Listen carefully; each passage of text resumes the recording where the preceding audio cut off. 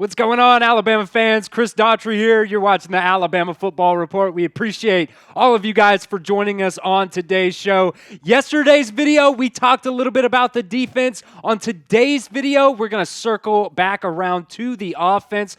Yesterday, Alabama media got a chance to talk to both Nick Sheridan and some of the offensive guys on Alabama's team this year. So on today's show, we're going to talk about what they said. They talked a lot about Germie Bernard, the transfer wide receiver coming in from Washington, and what he's brought forth to Alabama this year in terms of a leadership perspective. They also broke down, Coach Robert Gillespie talked about how Alabama is going to use their running backs this year. They've got a two-headed monster, I think, possibly even a three-headed monster with Richard Young as well. And then we've been talking about it for a long time now. I'm about done talking about it, but, I honestly think it's one of the biggest things on the offense this year is the battle at that right tackle position. So we're going to dive all into that on today's show. But before we get into it, guys, make sure you are subscribed. We're going to have our first watch party of the season coming up here on August 31st, Alabama versus Western Kentucky. It's going to be a lot of fun.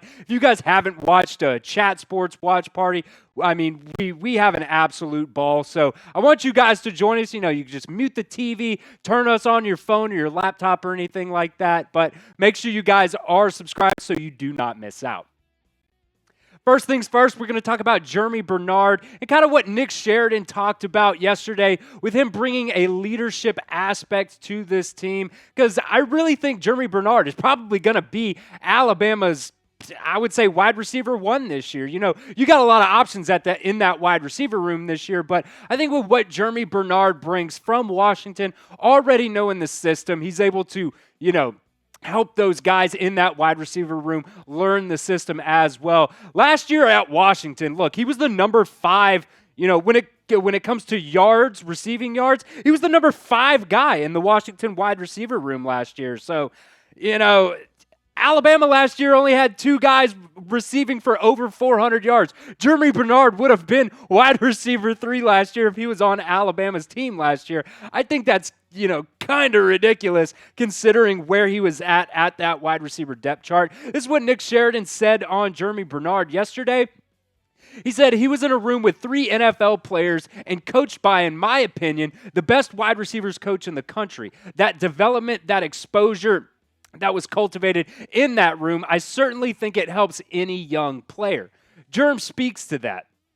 Just who he was watching day to day and who he was being taught by. It's great. A young player who's able to sit there and learn from older veteran players who went on to be great. He's able to sit there and continue to be taught by Coach Shep. That's a benefit. And look, if you look to see what Washington did last year in the receiver room, it was absolutely ridiculous. You had Odunze going first round in the NFL draft, Jalen Polk going in the second round, Jalen McMillan going in the third round.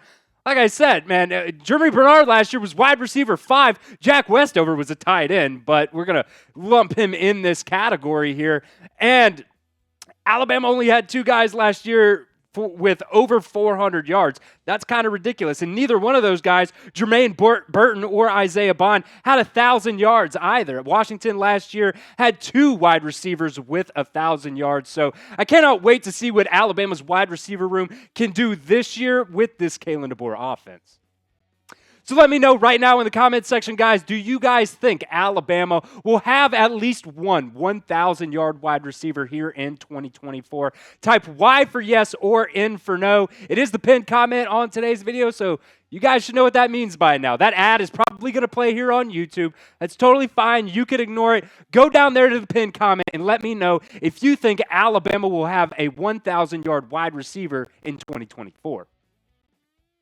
The coaching staff also talked about kind of how they're going to use the running backs this year because like we said, you have Miller, you have Justice Haynes. I think they're running back 1A and 1B this year for Alabama.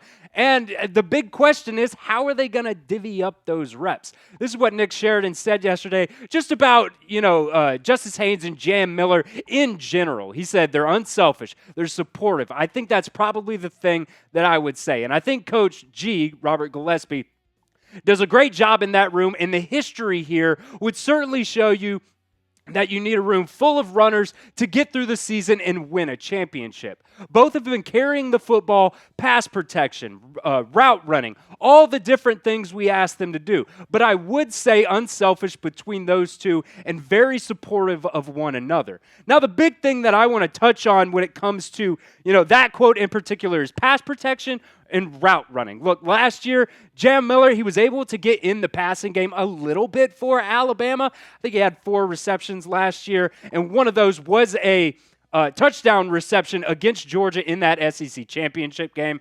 Justice Haynes, we saw the flashes from him last year. I think the biggest thing that kept Justice Haynes off the field last year for the Crimson Tide was the fact that he struggled a little bit in pass protection. You see the very last stat there, it's the Pro Football Focus pass block grades. Justice Haynes graded out 23.5. That's pretty bad. I understand he didn't get a lot of opportunities in that, but when he was in there, he just didn't do a very good job. I'm excited to see how he can progress because I think Justice Haynes and Jalen Miller both can help Alabama in the passing game as well. Robert Gillespie also talked about how they're going to break up the usage between these two guys. This is what he said.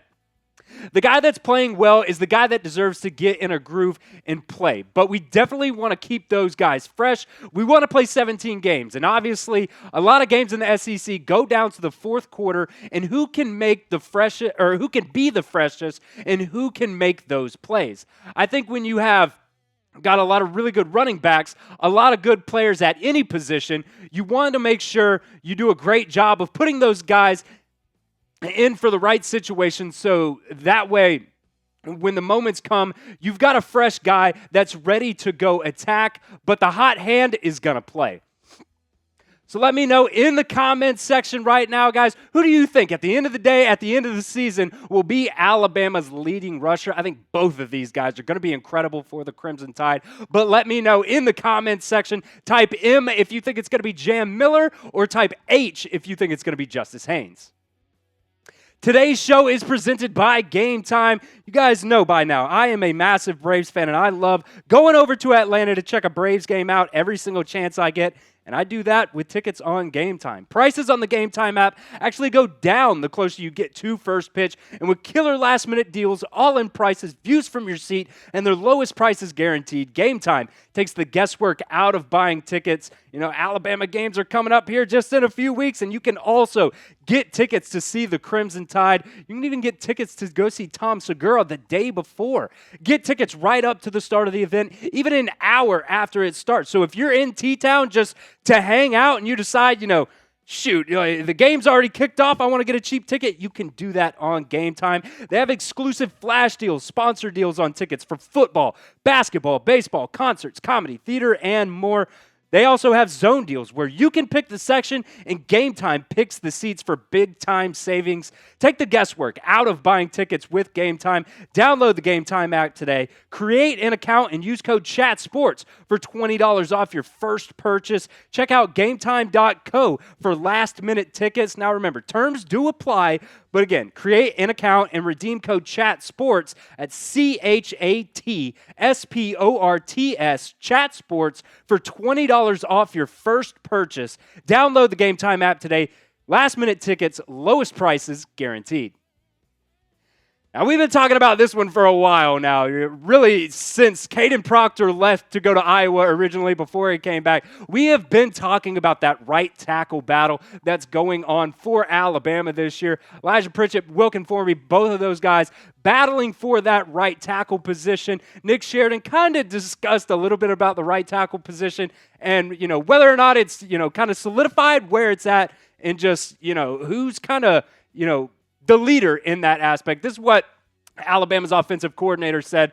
He said, I think that competition is going, and I think it's early in camp. I think when you get past the first scrimmage, which is this Saturday, by the way, you kind of have a better sense of where it's all at. Coach Cap has been rotating those guys.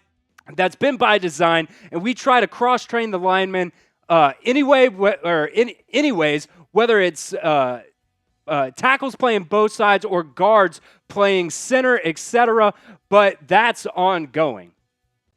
So let me know right now, this is our last weigh-in of the show today.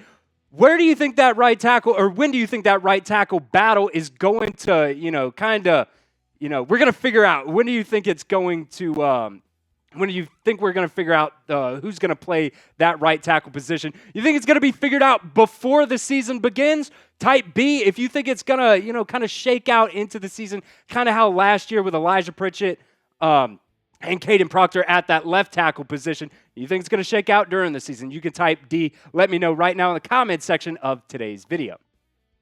Personally, I think it's going to go into the season a little bit. Last year, we saw those two battling at that left tackle position. You saw Elijah Pritchett go in as late even as that Arkansas game, where he goes in for 25 snaps or something like that, gives up 3 sacks. Yeah, he was in there for 25 offensive snaps last year, gives up 3 sacks, and pretty much after that game, it's pretty much solidified. Caden Proctor wasn't any worse than what Elijah Pritchett was giving you at that time anyways. Look, Elijah Pritchett, at the end of the day, I think, I think it's a little bit closer than a lot of people think, because Elijah Pritchett has been in, the program for a whole lot longer than Wilkin Formby has. So naturally, I think he's just got the edge. But I think Wilkin Formby looked really good at the right tackle position during, Alabama's spring game. I also thought Elijah Pritchett looked good at left tackle too. So if anything happens over there, there's a chance Alabama could move Elijah Pritchett over to left tackle. Wilkin Formby plays right tackle. But for the most part, I think Caden Proctor is going to be that left tackle. And we'll see how it shakes out with Elijah Pritchett and Wilkin Formby both going after that starting right tackle position.